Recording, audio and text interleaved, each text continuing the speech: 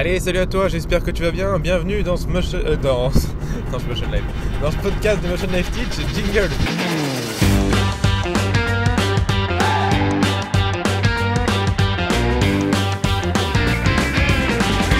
Bienvenue dans le podcast de Motion Life Teach.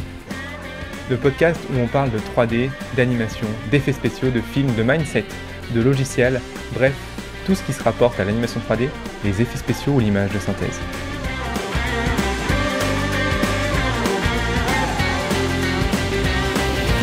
Alors j'espère que le dernier cours sur les moteurs de rendu va pas être trop délicat et trop complexe pour toi. Si tu n'as pas tout compris, c'est pas très grave. Tu peux essayer de le réécouter pour prendre un peu plus d'infos. Mais sinon, dans tous les cas, c'est pas indispensable pour faire de la 3D. C'est mieux parce que tu vas pouvoir aller plus loin, mais sinon c'est pas indispensable. Donc ne t'inquiète pas, tout va bien si tu ne l'as pas compris. Si tu n'as pas tout compris. En sachant cela, si tu veux aller plus loin, de toute façon, tu peux être libre d'aller voir les tutos sur le site de teach.motion-life.com. Il y en a certains où on parle de moteur de rendu et je te montre un petit peu à quoi ça correspond tout ça. Sinon, aujourd'hui, de quoi on parlait ? De quoi on va parler aujourd'hui ? Aujourd'hui, on va parler de tout simplement un truc beaucoup plus simple à comprendre que les moteurs de rendu. Par contre, de beaucoup moins simple à mettre en place. Beaucoup plus simple que les moteurs de rendu parce que c'est pas un truc technique en fait. Tu vois que la théorie est très simple et on l'aura fait en 5 minutes. Ce qui est difficile, c'est son implémentation. Et donc pour ça, je vais essayer de te guider et de te donner des petites astuces pour l'implémenter correctement. Excuse-moi, je suis un petit peu malade, alors si je renifle, c'est un peu dégueulasse, mais c'est la vie. Je teste une nouvelle technique pour parler dans mon micro en voiture. Tu me diras si le son est meilleur et si tu préfères. Ok ? En gros, je t'explique. Avant, je coinçais mon téléphone dans mon pare-soleil. Là, je le tiens à la main pendant que je parle. Donc le micro est plus près de ma bouche. Donc je pense que tu auras un meilleur son et que tu m'entendras mieux. Mais voilà. Donc si tu préfères, tu n'hésites pas à me le dire en commentaire. Comme ça, je garderai cette technique. Un petit test. Donc aujourd'hui, on va parler du pouvoir des habitudes. The Power of Habits en anglais. Pourquoi je te le dis en anglais ? Parce qu'en fait c'est le titre d'un bouquin. Un bouquin que je n'ai pas lu d'ailleurs. Mais qui est sur ma liste. Et que si tu peux lire, je t'invite vraiment à le lire parce que j'en ai entendu beaucoup de bien. Mais je vais pas te parler de ce bouquin du coup parce que je l'ai pas lu. Par contre je vais te parler vraiment du pouvoir des habitudes parce que ça par contre je connais. Alors, il y a énormément de bouquins de non-fiction qui parlent du pouvoir des habitudes. Et je vais t'expliquer pourquoi ils en parlent parce que c'est vraiment un truc qui est très puissant et en quoi le pouvoir d'habitude pourra changer ta vie, la manière dont tu travailles et aussi la manière dont tu vas créer, la rapidité plutôt de création.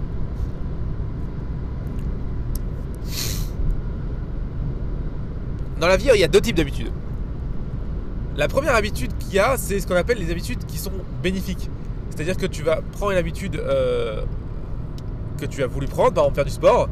Et elle va être bénéfique pour toi au fur et à mesure parce qu'après ça va devenir une habitude, tu vas vraiment le faire presque sans y penser.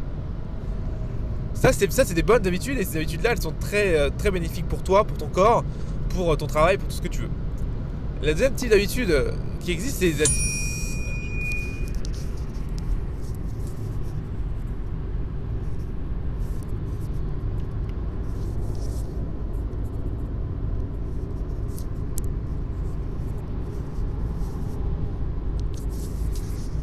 les habitudes dites négatives. Alors j'aime pas trop le terme négatif parce que ça veut pas dire grand chose. Je vais plutôt dire les habitudes qui ont un impact négatif sur toi. Et là c'est beaucoup plus cohérent. Donc, qu'est-ce que c'est ces habitudes négatives ? Eh bien ces habitudes négatives c'est tout simplement le fait que, par exemple, tu as pris l'habitude au fur et à mesure du temps de te lever à 11h plutôt qu'à 9h. Donc tous les jours maintenant tu perds 2 heures de ta journée. Ça peut être une habitude négative. Ça dépend pour qui en fait, ça dépend à quelle heure tu te couches, etc. Mais ça peut être une habitude négative pour toi ou pas. Tous les jours, tu as pris l'habitude de bouffer un McDo le midi, bah ça c'est une habitude négative, tu vois. Bref, donc je pense que tu comprends assez facilement le principe, c'est pas très compliqué. Et là tu te demandes certainement au bout d'un moment, peut-être au bout de 5 minutes de podcast, mais putain, mais de quoi il me parle là ? C'est quoi le rapport avec la 3D ? Eh ben j'y viens, je te promets, j'y viens. En fait, tu l'as remarqué, et je te l'ai déjà dit dans les podcasts, en vidéo d'ailleurs, faire un film ou créer un plan ou créer une séquence en 3D ou même quand tu as fait un film et que tu dois truquer une séquence, c'est long. C'est long, et c'est pour ça que d'ailleurs un film ça met 1, 2, 3 ans à sortir. Et c'est pour ça que toi, tu vas vite peut-être te démoraliser, te décourager quand tu vas commencer à travailler, parce qu'on est tous comme ça. Tu veux démarrer un projet, le premier jour t'es tout feu tout frêle, et c'est parti, on y va, c'est chaud patate. Et puis tu fais une nuit blanche dessus, et là t'es en mode putain merde, c'est trop la merde, j'en ai trop marre, et puis au bout de 2 jours t'arrêtes. Donc comment comprendre que, et comment mettre en place le fait que la seule manière de finir ton projet, c'est en fait de courir un marathon plutôt que de se taper un sprint. Et comment on court un marathon? En obtenant des bonnes habitudes. Alors comment ces bonnes habitudes peuvent être mises en place pour le film? Je vais parler des bonnes habitudes puis après je vais parler des mauvaises. Mais les bonnes habitudes pour être mises en place, elles sont pas compliquées hein. Ce qu'il faut absolument que tu arrives à mettre en place, c'est une routine. Une routine, tu vois, chaque jour ou tous les 2 jours, je sais pas, ça dépend les fréquences à laquelle tu peux travailler sur ton projet, mais il te faut absolument une routine qui devienne naturelle pour toi. Et tu te dis voilà, aujourd'hui de telle heure à telle heure je bosse sur mon projet. Et tu fais ça tout le temps, donc tu fais un planning, une routine, une habitude qui va te permettre d'avancer au fur et à mesure tranquillement. Le but c'est pas d'essayer de faire tout d'un coup, le but c'est de te dire voilà, tous les jours je travaille 4 heures, 3 heures sur mon projet. Par exemple, tu vois, ça dépend de tes disponibilités aussi. Tu vois, quand tu fais ça, une habitude ça prend 23 jours à peu près, hein, c'est une moyenne de beaucoup d'études scientifiques que je t'inviterai à aller lire si t'es intéressé par le sujet. 23 jours pour se mettre en place en moyenne. Donc il faut que tu te dises qu'environ au bout de 3 semaines, pendant 3 semaines tu te forces à avoir cette routine, et après ça deviendra justement le principe d'une routine. Tu n'auras plus à te forcer, ce sera naturel de le faire.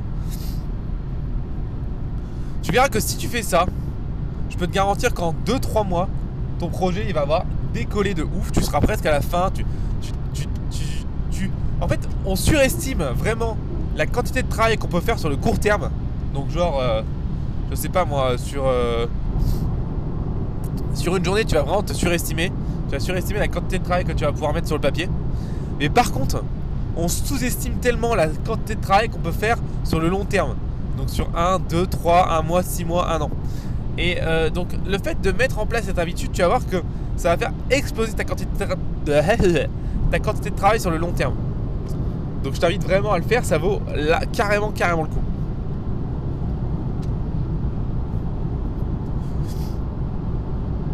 Alors, les petites astuces pour pouvoir mettre en place cette habitude assez facilement. Parce que tu vas voir qu'en fait c'est pas facile de mettre une habitude en place. C'est même assez difficile. Souvent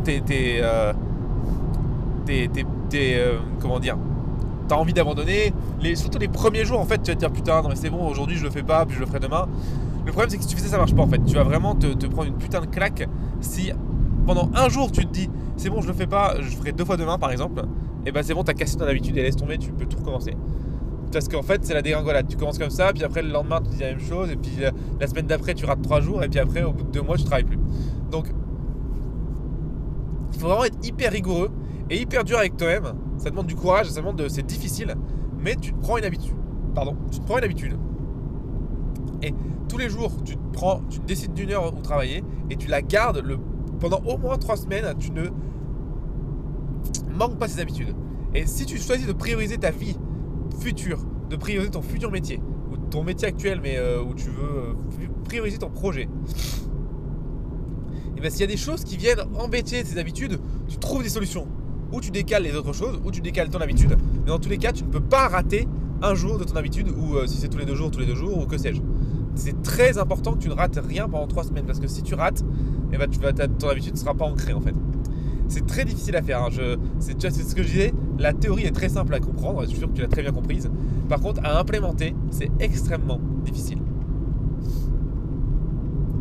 Donc je t'invite vraiment à ne te faire aucun cadeau, si je puis dire, à avoir aucune pitié avec toi-même, et juste à dire ok, voilà, je le fais, et il n'y a pas de juste milieu, je le fais à fond quoi. Et là tu vas voir que là tu vas pouvoir vraiment décoller. Si tu fais ça, tu vas te rendre compte que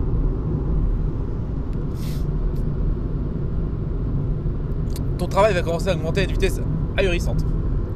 Ce que je te conseille de faire, les habitudes que je te conseillerais de mettre en place, moi je te conseille de mettre 3 habitudes en place.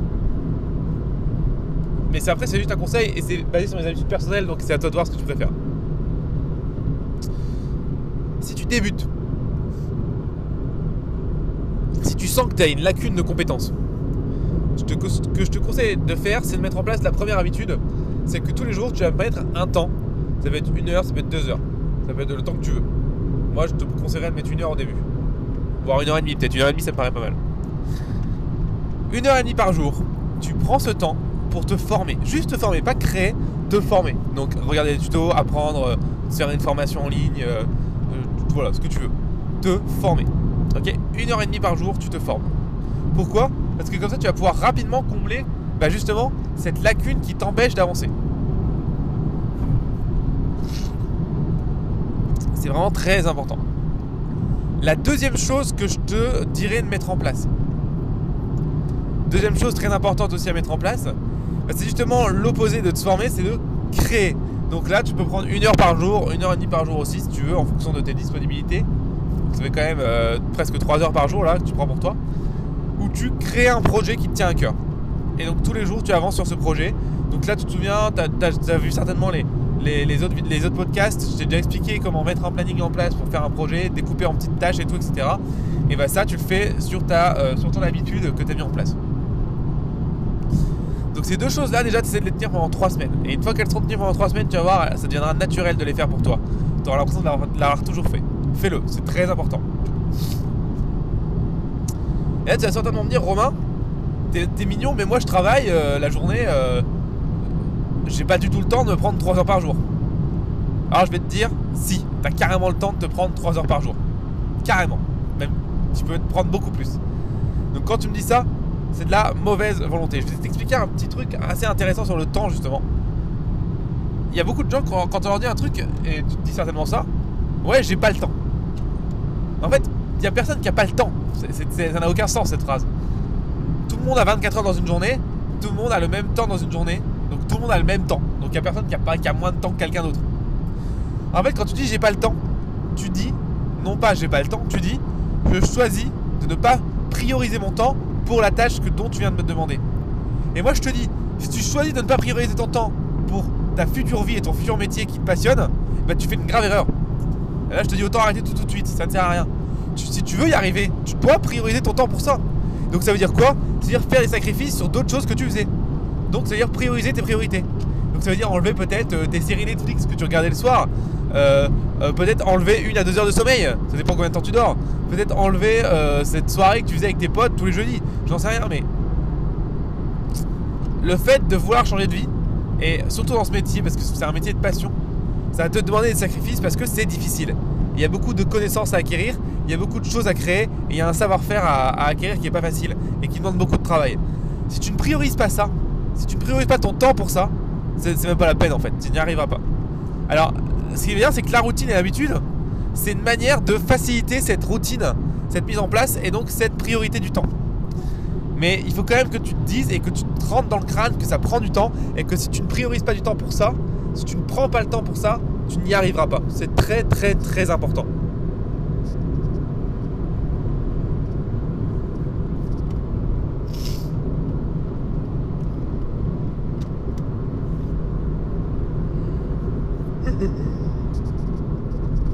Donc voilà, priorise ton temps. Donc, et je vais te partager une troisième habitude qui va peut-être te faire aussi un petit peu bondir au plafond. Mais pourtant c'est une troisième habitude qui peut changer ta vie. En tout cas, moi c'est une troisième habitude qui a changé la mienne. C'est l'habitude de faire du sport. Moi aujourd'hui j'ai pris l'habitude toutes les semaines. Alors je me suis pas fait un jour fixe, mais il y a au moins toutes les semaines un jour où je vais courir 1 heure. Alors des fois je le rate et c'est pas bien, je sais. J'essaie de tenir cette habitude au maximum. Depuis que j'ai pris cette habitude, je te promets que je suis beaucoup plus productif qu'avant. Ça me permet pendant 1 heure, on se dit tu perds 1 heure quand tu cours, mais pas du tout en fait. Alors déjà c'est 1 heure pour ton corps, donc c'est très bien. Mais en plus de ça, pendant 1 heure en fait, ton cerveau il réfléchit, tu penses à ton projet, tu te dis comment je vais faire ça, comment je vais faire ça, comment je vais faire tel ou tel truc. Et en fait vraiment tu trouves des solutions en courant en fait. Et ça c'est trop cool. T'imagines pas le nombre de solutions que j'ai trouvées en courant quoi, c'est vraiment génial. Donc je t'invite vraiment à prendre cette habitude de pas forcément courir, mais de faire une séance de sport par semaine. Si plus tu fais plus, Mais vraiment, crois-moi, ça vaut le coup de te faire cette petite séance de sport par semaine. Ça va te permettre voilà, de faire un peu de travailler ton cerveau en pensant à autre chose. Et tu vois que ça va te permettre d'avoir d'autres horizons. Et ça, c'est vraiment cool. De vider un peu l'esprit. Et tu vas réussir à voir les problèmes sous une autre lumière, en fait. Sous une autre lumière du jour. Sous un autre angle. Et ça, c'est hyper cool. Donc la troisième habitude que je pourrais te donner, c'est de faire du sport. 1 heure par semaine, 2 heures par semaine. Allez, je t'en donne une quatrième bonus juste pour le fun. Celle-là, t'es pas obligé de la faire. Parce que ça dépend des gens, ça dépend de leur volonté, ça dépend de leur courage, ça dépend de leur sensibilité aussi. Moi, c'est une habitude que j'ai mis en place assez tôt. Qui m'a pris beaucoup de temps à faire. Alors, cette habitude, par rapport aux les 3 autres, je te la conseille les bras ouverts. Tu vois, je te dis, vas-y, fonce, tu peux y aller, c'est tranquille. Celle-ci, je t'invite d'abord à la tester avant de la faire parce qu'elle est beaucoup plus difficile à mettre en place que les autres. Et elle peut être dangereuse sur ta santé si tu le fais mal en fait. Donc voilà, c'est prévenu, tu fais ce que tu veux. Attends, je suis pas ton médecin et je ne suis pas responsable, ok? C'est une habitude que moi j'ai mis en place depuis maintenant 2 ans presque. C'est l'habitude du sommeil polyphasique. Alors, qu'est-ce que c'est le sommeil polyphasique? Encore une fois, je répète, je suis pas ton médecin, ça peut avoir des dangers. Enfin, si tu le fais mal ou si ton corps n'est pas adapté ou ça n'arrive pas à l'adapter, ça peut avoir des dangers médicaux pour toi. Donc fais attention en le faisant. Tu écoutes ton corps et tu déconnes pas. De toute façon, je vais essayer de t'expliquer l'histoire de pas déconner. Je vais te donner la meilleure manière de le mettre en place parce que c'est vraiment pas facile à mettre en place. Et puis voilà. Donc le sommeil polyphasique, c'est quoi? C'est en fait le concept de découper ton sommeil en plusieurs phases. Donc en gros, tu vas dormir moins longtemps mais plus souvent. Pour avoir plus de temps et au final réduire ton temps de sommeil global. Donc, sans doute mettre ça en place, c'est beaucoup plus difficile et beaucoup plus, j'ai envie de dire presque dangereux si tu le fais mal, que mettre une séance de sport en place ou de faire un planning. Donc vraiment, c'est pour ça, moi je l'ai mis en place il y a 2 ans, mais je t'en parle, mais je suis pas responsable de ce que tu fais. Et en plus de ça, on n'a pas forcément tous la même résistance au sommeil et à la fatigue, donc j'ai pas envie du tout de te forcer à faire ça, bien au contraire. Donc si tu le mets en place, et ben je vais te dire voilà, tu le mets en place. Donc pour le mettre en place, je vais t'expliquer après comment le mettre en place, mais je te conseille de le mettre en place sur une semaine de vacances. Il faut compter 1 à 2 semaines pour le mettre en place. Sur une semaine où tu es en vacances, tranquille, pas au travail. Et une semaine où tu as peu de voitures ou de trajets. D'accord? C'est très important, tu le mets en place pendant une semaine où tu as peu de trajets et au mieux pas de trajet en voiture. Parce que tu vas voir, en fait, la première semaine de mettre en place, tu vas être très fatigué. Et donc prendre la route quand tu es fatigué, c'est très dangereux. Et j'ai surtout pas envie de me retrouver avec un accident de voiture sur les bras, d'accord? Donc s'il te plaît, sois responsable. Et si tu veux mettre ça en place, tu le fais sérieusement et tu te prends une semaine de vacances, d'accord, une semaine de congé, et tu le fais sérieusement chez toi, ok? Tu prends pas la voiture. Vraiment, j'insiste, ça peut être très très dangereux. Bon voilà, disclaimer mis en place. Maintenant tu es responsable, tu sais ce qui peut t'attendre. Et maintenant je te parle vraiment de cette technique là. Alors, le sommeil polyphasique, qu'est-ce que c'est? Eh bien, il y a 4 sommeils polyphasiques qui existent. Déjà, je vais te parler des études qui ont été faites sur le sujet. Tu me connais, je suis un gars assez pragmatique. Ou si tu me connais pas, bah, je te le dis. Donc j'aime bien quand je fais quelque chose que ce soit appuyé par des études. Et bien le sommeil polyphasique, c'est le seul truc que je mets en place qui n'est pas appuyé par des études parce qu'il n'y en a aucune sérieuse qui ont été faites dessus. Et à mon plus grand regret. Donc ça me saoule un peu qu'il n'y ait pas eu d'études dessus de fait parce que je peux pas prouver mes dires. Mais voilà, donc à mon plus grand regret, il n'y a pas eu d'études de fait sur ce sujet là. Donc je peux pas te prouver que le sommeil polyphasique va te permettre de dormir moins, va te permettre d'être moins fatigué, d'être plus productif, j'en sais rien. Ça a été le cas pour moi, donc c'est un témoignage, mais un témoignage, tu le sais, ou si tu le sais pas, je te le dis, n'est en aucun cas une preuve. Donc la seule chose que je peux te dire, c'est de t'inviter à tester toi-même et voir si ça fonctionne pour toi ou pas, si tu as la même résistance à la fatigue que moi ou pas. Et surtout si tu testes, encore une fois, tu le fais chez toi en vacances, tu prends pas la voiture, s'il te plaît. Alors, il faut savoir en fait qu'il existe plusieurs types de sommeil polyphasique. Le premier type de sommeil polyphasique qui existe, c'est celui qui est le moins contraignant et le plus simple à mettre en place. Et il y en a même déjà qui peut-être qui le mettent en place dans ton entourage sans t'en rendre compte. En gros, c'est le sommeil polyphasique en 2 phases. C'est à une phase de nuit un peu raccourcie. Ça va être, imaginons si tu dors 8 heures, bah, tu fais une phase à 6 heures ou à 5 heures. Et tu fais une sieste tous les jours de 20 minutes. Voilà, ça c'est le premier sommeil polyphasique qui existe. Donc 5 heures de sommeil et 20 minutes de sommeil dans la journée. Premier sommeil polyphasique, c'est le plus simple à mettre en place. dans tous les cas, pour mettre en place ce sommeil polyphasique là, il est important que la première semaine où tu mets en place, donc la semaine de congé où tu prends pas la voiture, c'est que tu sois ultra dur avec toi-même sur les horaires. C'est-à-dire, si tu décides de dormir 5 heures et de faire une sieste de 20 minutes, et ben tu fais une sieste de 20 minutes, pas une minute de plus, pas une minute de moins, et tu dors 5 heures, pas une minute de plus, pas une minute de moins, pour vraiment t'ancrer l'habitude. Ce qui est important aussi, c'est que tu testes pendant cette semaine, tu vas devoir tester le temps de la sieste. Ça peut être un quart d'heure, ça peut être 10 minutes, ça peut être 20 minutes, ça peut être 25 minutes, ça peut être une demi-heure. Pourquoi ? Parce qu'en fait, on a chacun un temps qu'on met à rentrer dans une phase de sommeil qu'on appelle la phase profonde. Et en fait, si tu rentres dans cette phase profonde pendant ta sieste, tu vas avoir beaucoup de mal à te réveiller. Et ça va être très difficile. Et tu vas vraiment te sentir comme une merde. Donc, il ne faut pas rentrer dans cette phase profonde. Et ça, c'est en fonction du temps que tu dors ta sieste. Donc, ça va de 10 minutes pour certains jusqu'à 30 minutes pour d'autres. Moi, par exemple, tu vois, c'est 20 minutes. Donc voilà, à toi de voir, essaie de tester cette phase.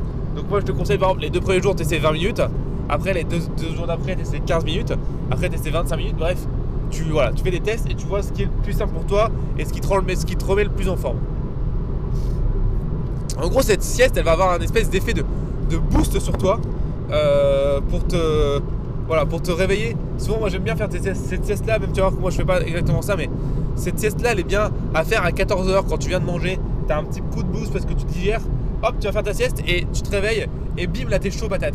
Et ça c'est vraiment bien pour garder le coup. Et puis en plus tu viens de gagner 3 heures de sommeil. Si tu dormais 8 heures et que tu viens de passer à 5 heures, c'est assez cool.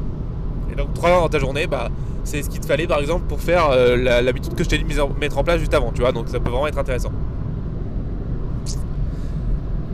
La deuxième chose que je peux le deuxième plutôt type de sommeil polyphasique qui existe, c'est celui que moi j'ai mis en place. Donc il est un peu plus dur à mettre en place que le premier. C'est tu dors entre 3 et 4 heures. Donc alors il est pas facile à tenir et je te le dis là par exemple cette semaine je l'ai pas tenu parce que j'ai fait beaucoup de trajets en voiture. Et le trajet en voiture ça fatigue beaucoup. Et quand je fais le trajet en voiture je peux pas forcément faire mes siestes. Donc voilà, mais sinon j'essaie de le tenir. Donc entre 3 et 4 heures de sommeil. Et là tu fais 2 siestes de 20 minutes dans la journée. Alors encore une fois les durées que je te donne sont à adapter à ton cas. Ça tombe, toi tu seras plutôt à 5 heures et tu vas faire 2 siestes. Tu seras plutôt à 3 heures et tu feras une sieste. À voir, je pense que 3 heures une sieste c'est quand même assez dur. Mais voilà, c'est en gros je te donne les règles. Après c'est à toi de les adapter en fonction de comment tu te sens et de comment tu le vis pendant cette semaine là. Donc moi je fais à peu près en fonction des semaines et du boulot qu'il y a et de mon état de fatigue si je puis dire. Je fais 4 heures 2 semaines de sieste. Et des fois si c'est assez short et que j'ai beaucoup de travail je vais faire 3 heures de sieste. Et des fois même je vais faire 2 heures 2-3 heures et je vais faire 3 siestes dans la journée. Toujours des siestes de 20 minutes pour le coup. Et puis voilà, donc deuxième sommeil polyphasique. Donc entre 3 et 4 heures de sommeil. Et tu fais 2 à 3 siestes de 20 minutes dans la journée en fonction de ce qui est intéressant. Donc très intéressant à mettre en place. Beaucoup plus difficile que l'autre, je te le garantis. La première semaine tu vas vraiment être très très fatigué. C'est très difficile la première semaine, je te le garantis. Donc c'est pour ça encore une fois fais attention en prenant la voiture, vraiment, j'insiste. Tu vas te sentir comme une merde, tu vas te sentir comme un gros zombie. Et c'est totalement normal. Il faut surtout pas que tu abandonnes à ce moment là. Vraiment, tu fais ce que tu veux, mais si tu veux le mettre sérieusement en place, tu ne dois pas lâcher l'affaire la première semaine. Tu fais tout, tu crèves, c'est super difficile, tu restes éveillé comme une merde, mais vraiment, tu es un zombie, tu es une loque, mais tu tiens jusqu'à la première semaine. C'est pour ça aussi que je te dis de le faire en vacances parce que tu vas avoir du mal à travailler. Si au bout de dimanche, ton état s'est pas amélioré, ça veut dire que tu n'arrives pas à supporter cet état de fatigue, que tu n'arrives pas à t'adapter. Donc là, je t'invite à revenir sur un sommeil un peu plus monophasique, donc du coup un peu plus classique. Mais si tu veux le faire sérieusement et que tu as vraiment envie d'essayer d'avoir ça pour gagner du temps dans ta journée, ok, soit. Alors tu le fais sérieusement et tu fais pendant une semaine où tu travailles pas et tu tiens jusqu'à la fin de la semaine. C'est le plus difficile, vraiment.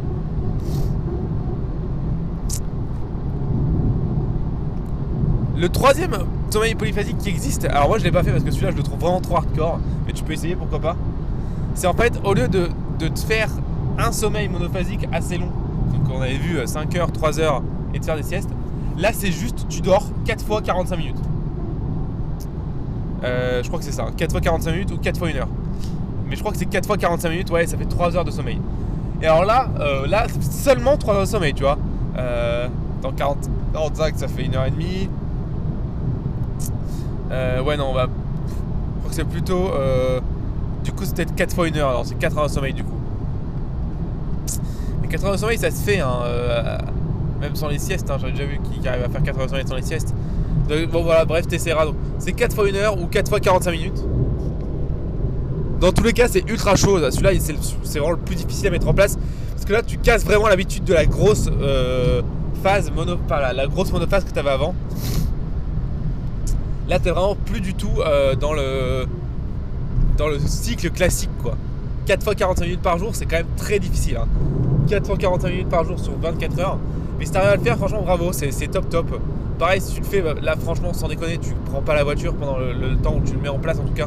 Et tant que tu t'es pas adepte à ça et que t'es pas fatigué et que ton état de fatigue est pas revenu à la normale, tu prends pas la voiture, s'il te plaît. Dans tous les cas, peu importe, si tu choisis de mettre en place cette habitude du sommeil polyphasique, il va y avoir quelque chose qu'il va falloir que tu fasses attention, très importante.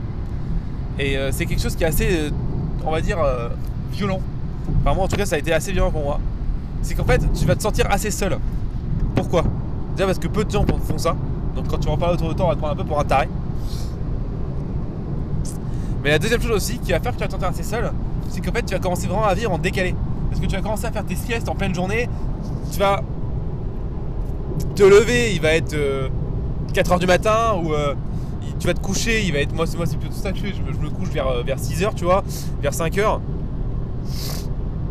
Ce qui fait que la moitié de ma journée presque, en gros de 1h du matin à 5 à 6h du matin, mais je suis tout seul en fait. Ma copine elle dort et je parle à personne, tu vois. Et donc en gros tu te sens beaucoup plus seul, tu as beaucoup plus de phases dans la journée où tu es tout seul par rapport à avant. Et ça c'est assez difficile au début parce que tu verras que tu as beaucoup plus de temps en fait à réfléchir sur ce que tu fais sur toi-même. Et moi au début ça m'a fait assez un choc.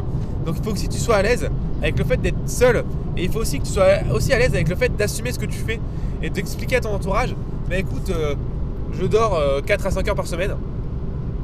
Par jour, pardon, pas par semaine, parce que sinon c'est dans la merde. Par contre, en contrepartie, je dois faire des siestes la journée. Et donc là, voilà, c'est l'heure de ma sieste, donc faut que tu me laisses faire ma sieste, s'il te plaît. Il faut que tu sois à l'aise à expliquer ça, tu vois. Et il faut que tes amis comprennent, tu vois. Il y a un autre truc aussi qui va te tuer. C'est que tu vas voir, quand tu vas faire ça, tu vas vouloir manger plus léger. Parce que sinon tu vas avoir du mal à te réveiller de tes siestes en fait. Donc c'est plutôt bien ça. Par contre, il y a un truc qui te tue quand tu es en semaine en sommeil polyphasique. Et moi ça va te tuer, c'est l'alcool. L'alcool, ça va t'exploser la gueule. L'alcool, c'est juste, tu bois 3 verres, t'es mort, tu veux dormir direct, quoi. Donc ce que je peux te conseiller, c'est de boire moins déjà. Mais ça tout le monde te le dit, donc c'est nul. Mais t'en es d'accord? Moi j'ai vu des gars ouais, sommeil polyphasique ultra chaud, et ils disaient ouais, donc tu bois plus l'alcool, c'est mort et tout. Bon, moi on est d'accord, moi j'aime bien faire une petite soirée entre potes de temps en temps. J'aime bien boire un petit coup, ça me ferait chier d'arrêter l'alcool. Donc ce que je fais en fait moi dans ce cas là, c'est que ce que j'essaye de faire, j'arrive pas tout le temps à le faire, mais j'essaye de le faire, c'est que la nuit avant la soirée, ou alors la journée avant la journée, et la soirée c'est le soir, j'essaie de me faire une nuit un peu plus monophasique, histoire de vraiment récupérer un peu plus d'énergie. Je me fais si c'est la journée, je me fais une sieste de 2-3 heures peut-être avant la soirée. Ou alors je vais me faire 3-4 siestes de 20 minutes dans la journée. Je vais me faire plus de siestes, quoi, histoire de récupérer un peu plus d'énergie. Ou alors je vais la nuit d'avant, je vais dormir beaucoup plus. Je vais me faire un sommeil de 6-7 heures, tu vois, monophasique, pour essayer de ne pas être trop mort durant la soirée. Parce que je te promets que le sommeil polyphasique et l'alcool, putain, ça te démonte, quoi. T'es HS, explosé. Voilà un peu pour la 4e habitude que tu peux essayer de mettre en place. Encore une fois, cette habitude, contrairement aux autres, elle peut avoir des conséquences sur ta santé. Donc je t'invite à faire très attention. Si vraiment tu le sens pas et que tu vois que tu supportes pas la fatigue, bah tu arrêtes. Au bout d'une semaine, tu arrêtes. Voilà, je veux surtout pas que tu te mettes en danger pour moi et pour ce que je viens de t'expliquer. L'idée c'est de t'aider encore avec ce podcast et pas de te mettre en danger. Donc fais-le sérieusement et tu fais attention. Si tu peux à la limite même en parler à ton médecin, pourquoi pas. ça peut être une bonne solution. Tu vois ce qu'il te conseille. Moi, je suis pas médecin, tu vois. Je te partage un témoignage qui a fonctionné pour moi. En plus, le pire, c'est qu'il n'y a pas eu d'études sur le sujet, donc je peux pas te garantir que ça a fonctionné pour tout le monde ou une majeure partie des gens qui ont été étudiés, parce qu'il n'y a pas eu d'études. Donc, la seule chose que je peux te dire, c'est qu'il n'y a rien qui a été prouvé sur le sujet. C'est juste que je peux te dire, tu le testes toi-même, tu peux tester par toi-même, mais tu le fais en faisant très attention. Tu ne prends pas la voiture pendant la semaine où tu le fais, et tu le fais pendant que tu es en vacances. Ok ? En fonction de cette semaine que tu as vécue, si à la fin de la semaine, tu sens que ta fatigue est revenue à un état qui est normal, alors tu peux essayer de continuer. Si tu sens que ta fatigue à la fin de la semaine et c'est juste pas possible, tu t'endors tout le temps, bah, ça veut dire que ou tu as mal fait l'exercice, ou alors que le mode de polyphasique que tu as choisi ne te convient pas, ou alors simplement que le sommeil polyphasique, tu n'arrives pas à t'y adapter et que bah, tu dois finalement dormir en monophasique et c'est tout quoi. Voilà. Y a pas, c'est la vie. Mais je t'invite vraiment à faire très attention. Donc voilà un petit peu le concept avec cette 4e habitude. Donc on a parlé des bonnes habitudes à mettre en place. Donc tu vois que t'as pas mal de trucs à mettre en place là à la fin de ce podcast pour pouvoir mieux travailler. Mais avant de te quitter, donc on va encore parler un petit peu, je vais te parler des mauvaises habitudes à enlever. Et ça, putain, c'est l'enfer. Ça, c'est l'enfer. Alors déjà, la première chose avec les mauvaises habitudes, le mieux c'est de pas en avoir en fait. Le mieux c'est de pas en avoir. Le mieux c'est de pas en avoir. Donc la première chose avec les mauvaises habitudes, c'est d'essayer de ne pas en prendre déjà. Comment tu peux décerner une mauvaise habitude qui commence à arriver pendant que... voilà. Et bah, par exemple, si tu vois que ça fait 3 jours que tu prends un McDo tous les midis, ça peut être le style d'une mauvaise habitude qui arrive, tu vois. Donc là, je t'invite directement à faire attention et à enlever le McDo, tu vois. Alors, je te dis le McDo, mais ça peut être autre chose d'une mauvaise habitude, hein. Par exemple, une mauvaise habitude sur un logiciel, ça peut être le fait d'avoir pris la mauvaise habitude de travailler avec le logiciel en français, par exemple. Ça, c'est une extrême mauvaise habitude, tu vois, par exemple. Bah, tu vois, bah là, tout de suite, il faut essayer de l'enlever. Une mauvaise habitude dans le métier, ça peut être le fait d'avoir pris l'habitude de travailler avec des anciens raccourcis, par exemple. Je pense à la version de Blender 2.79 et 2.8. Ils ont changé leurs raccourcis entre les deux. Bah, si tu prends pas l'habitude de prendre les nouveaux raccourcis, si dans un an, tu es encore avec les mauvais raccourcis, bah, c'est une mauvaise habitude.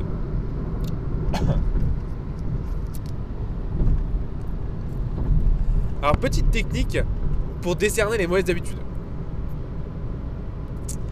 Quand tu fais un truc et que tu te dis ouais je le fais mais demain je le ferai pas, souvent c'est le signe d'une mauvaise habitude qui est en train d'arriver. Donc fais très attention à ça. Très très attention à ça. Donc ça c'est pour décerner les mauvaises habitudes qui sont en train d'arriver dans ton mode de vie. Maintenant, décerner les mauvaises habitudes qui sont déjà dans ton mode de vie, et ben ça c'est beaucoup plus difficile. Mais souvent tu le sais parce que c'est des habitudes qui te pourrissent la vie en fait. Qui te bouffer un McDo tous les midis, ça te pourrit la vie, tu vois. Te lever à midi tous les midis, à tous les jours, ça te pourrit la vie, tu vois. Ça, c'est des mauvaises habitudes, tu le sais, tu vois. Et il y a un truc que j'adore, c'est que c'est une phrase c'est pas Patrick Leroux, mais c'est lui qui l'a dite, mais il l'a dit de quelqu'un d'autre, donc je me souviens plus de l'auteur, mais on s'en bat un peu les couilles. J'en suis désolé pour lui. T'as remarqué, je retiens pas sur les noms des gens, hein, donc voilà, navré. C'est une phrase qui dit: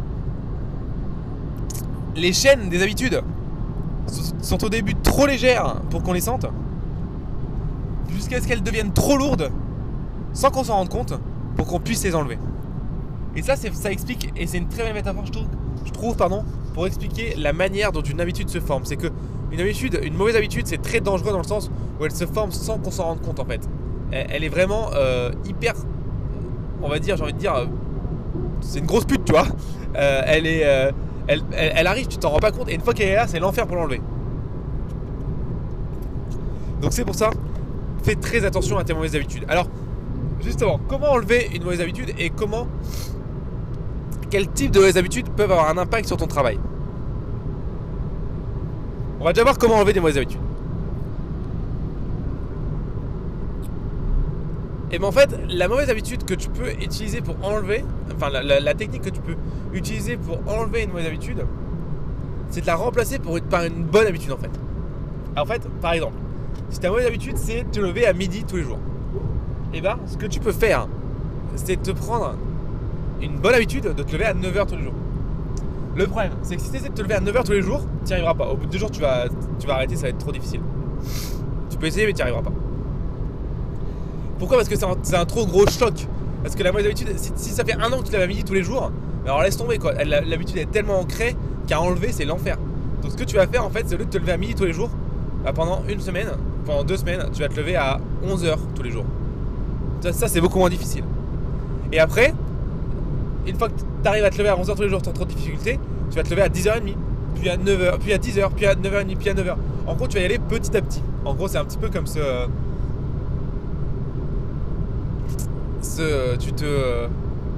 t'es drogué, tu vois, et par phase, tu enlèves la drogue dans ton corps, tu vois, c'est un peu pareil. La deuxième chose que tu peux essayer de faire, donc ça c'est la première technique. Il y a 2 techniques pour enlever une mauvaise habitude. Donc ça c'est la première technique. C'est la technique d'y aller petit à petit. Moi j'aime pas trop cette technique, mais elle marche pour beaucoup de gens.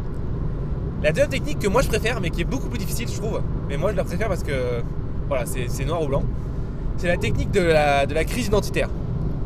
Alors qu'est-ce que j'appelle la crise identitaire?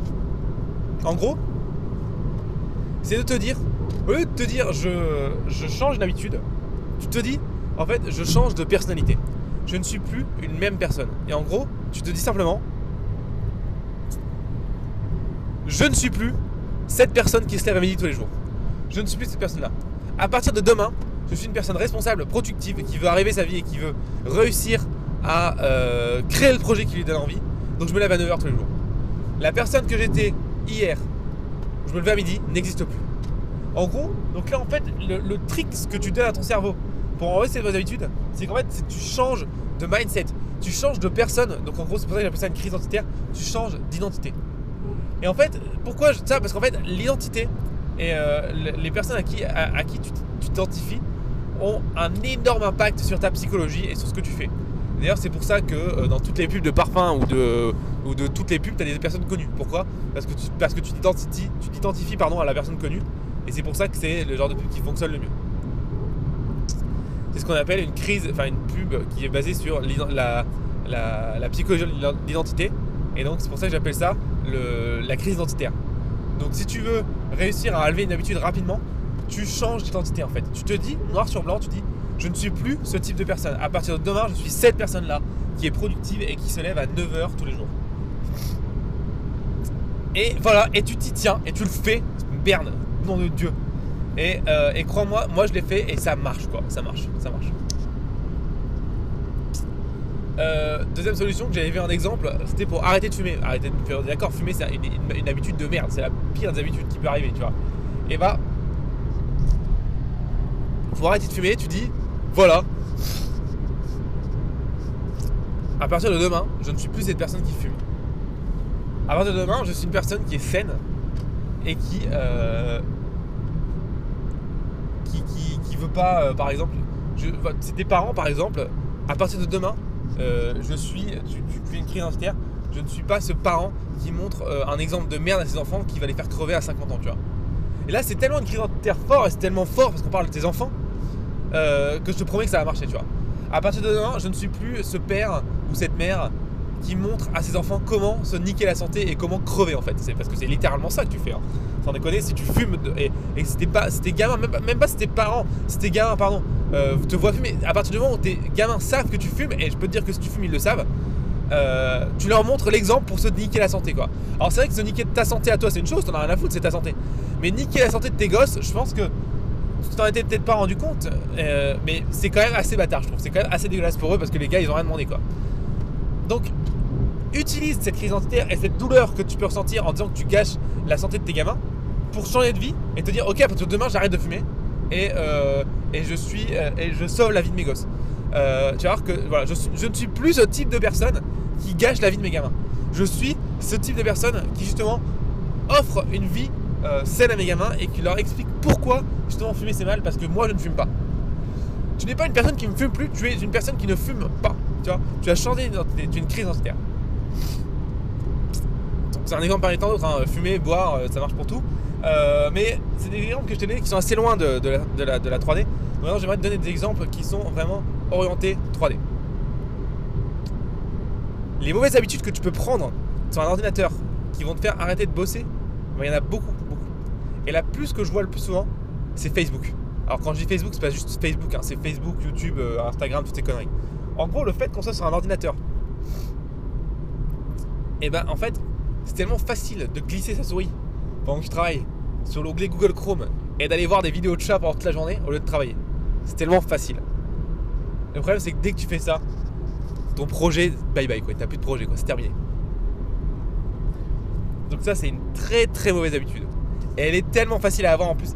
Ça c'est, je pense que c'est une des habitudes les plus sournoises sur le monde du travail dans la 3D. C'est que elle est tellement facile à choper quoi. Une fois que tu l'as, c'est tellement difficile de l'enlever. Tu te dis, oh, j'en regarde qu'une, après je travaille. Et bim, t'en regardes 8. C'est tellement dur. C'est tellement dur. Donc, comment éviter cette habitude? Et bah, déjà, tu peux utiliser, si tu l'as en place, tu utilises la crise identitaire. Donc, si tu utilises la crise identitaire, c'est pas compliqué. C'est pas compliqué du tout. Tu n'es plus ce type de personne. Donc, si tu n'es plus ce type de personne, tu bloques ces sites. Tu bloques Facebook, tu bloques Twitter, tu bloques YouTube si tu dois aller sur. Enfin, ça dépend si tu as besoin de YouTube pour travailler, mais tu n'as pas besoin de YouTube pour travailler, tu bloques YouTube. Bref, tu bloques ces sites qui te pourrissent la vie. Comment tu bloques ces sites? Bah, c'est simple, tu prends un bloqueur de sites, c'est super simple à trouver. Il y en a plein sur internet, des extensions Chrome, ça te prend 2 minutes à installer. Donc, tu bloques ces sites. Et alors, fais attention parce que j'en connais plein, ils mettent des extensions Chrome, tu vois. Et les mecs disent ouais, ok, je mets une extension Chrome. Et puis quand ils veulent aller sur Facebook, bah, ils passent par Firefox. Non, les mecs, ça sert à rien de faire ça, on est d'accord. Donc tu mets une extension Chrome et tu désinstalles Firefox, tu désinstalles Microsoft Edge, parce que c'est de la merde de toute façon Microsoft Edge. Tu désinstalles Internet Explorer. En gros, tu ne te laisses aucune porte de sortie et aucune solution. Et bien sûr, évidemment, tu fais la même chose sur ton téléphone, parce qu'on connaît aussi qui font ça. Ils bloquent sur leur ordinateur et puis après ils vont dessus sur leur téléphone. Pareil, on est d'accord, ça sert à rien. Donc, tu bloques vraiment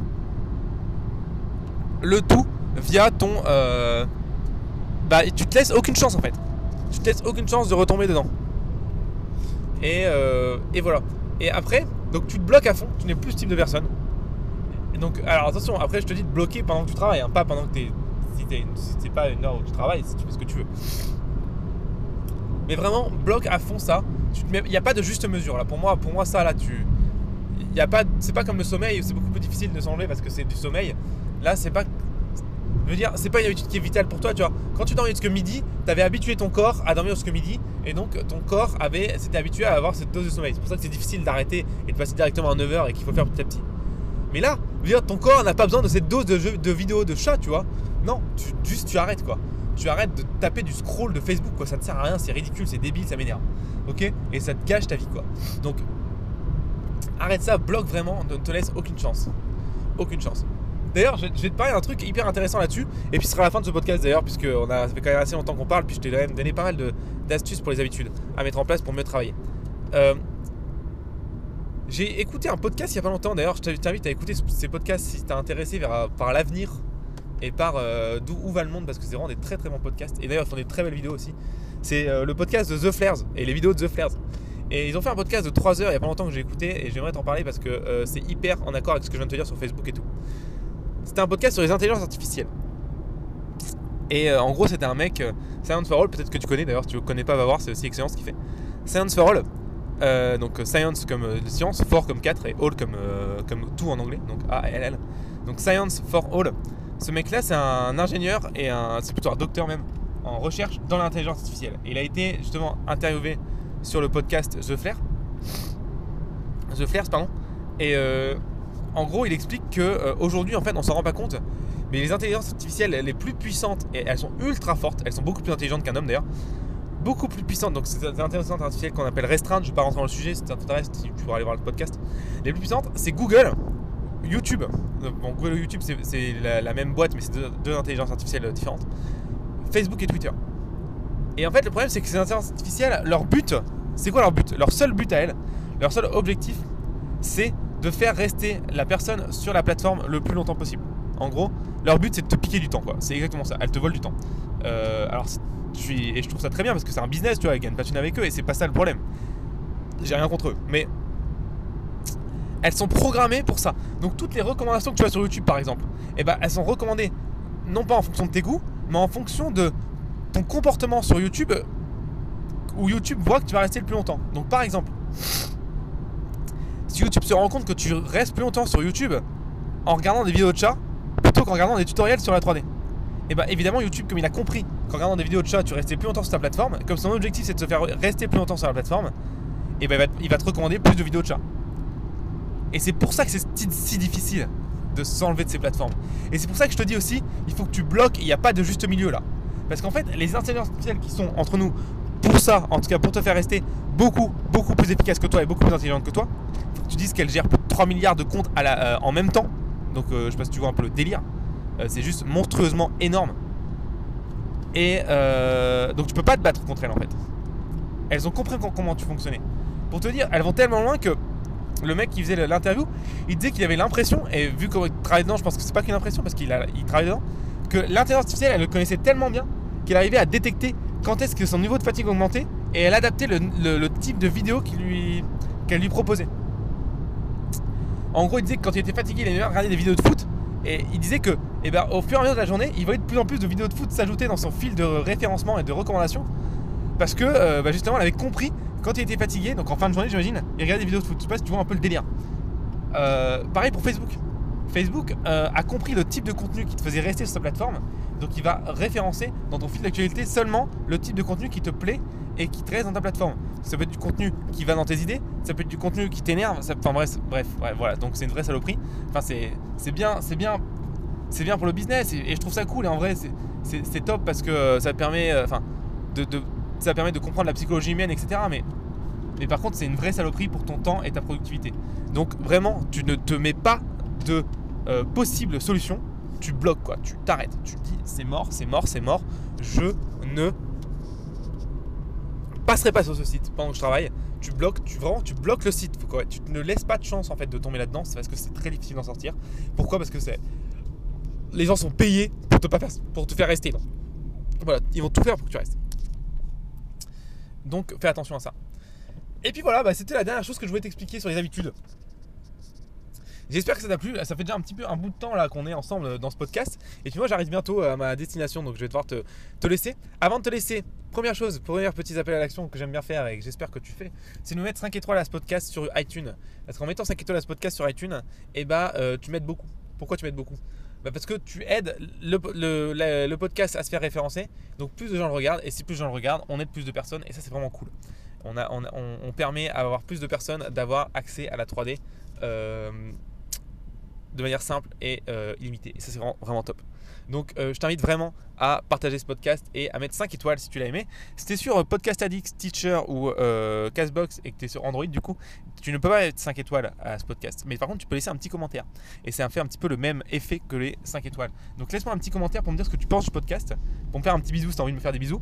Et aussi, si tu as envie de me recommander un truc, en fait, un sujet de quoi tu voudrais que je parle, mets un petit commentaire. Comme ça, dans ce cas-là, moi je prendrai ton sujet et puis j'en parlerai, du coup.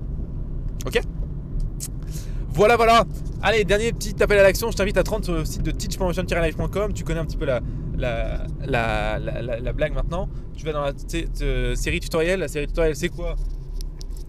C'est 160 tutoriels aujourd'hui à l'heure où je parle, gratuit, entièrement en vidéo, où on apprend la 3D tranquillement, pas à pas. Et là en vidéo, donc tu as le logiciel là sous les yeux et tu n'as qu'à suivre.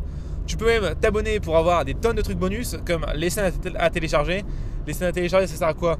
Ça te permet, si tu as un problème, de pouvoir comparer avec la scène que tu as téléchargée et pas avoir de problème. Et puis un autre truc énorme, c'est que tu vas recevoir par email 2 fois par semaine les nouveaux cours qui sortent. Et ça c'est cool parce que ça te permet en fait d'apprendre au fur et à mesure tranquillement à ton rythme et de jamais être perdu et de justement de créer cette habitude des 2 cours Motion Live Teach par semaine. Donc ça c'est très bien. C'est très bien. Et ça va te permettre vraiment de te former en continu. Et crois-moi, c'est la meilleure solution. Troisième et dernière chose, quand tu es abonné, j'envoie une fois tous les 2 mois ou une fois par mois en fonction de mon travail, ça dépend. Une formation gratuite aux abonnés, seulement aux abonnés. Une formation gratuite d'1 semaine. Donc crois-moi, ça vaut le coup. Vraiment, ça vaut le coup. La dernière, les gens étaient très contents. Donc ça vaut le coup de t'abonner. Voilà. C'est terminé pour moi. J'espère que ce podcast t'a plu. Si tu ne sais pas quoi faire là, je t'invite à laisser 5 étoiles et à te rendre sur le site de teachpromotion-live.com. Crois-moi, tu perdras moins ton temps sur ce site-là que d'aller voir des vidéos de chats. Et puis sinon, je te souhaite un maximum de bonheur, et surtout de productivité et d'efficacité dans ton projet. Je te souhaite de réussir ce que tu as envie d'entreprendre dans la 3D ou même dans autre chose. Et puis moi, je te dis à très bientôt pour un prochain podcast. Merci beaucoup. Ciao.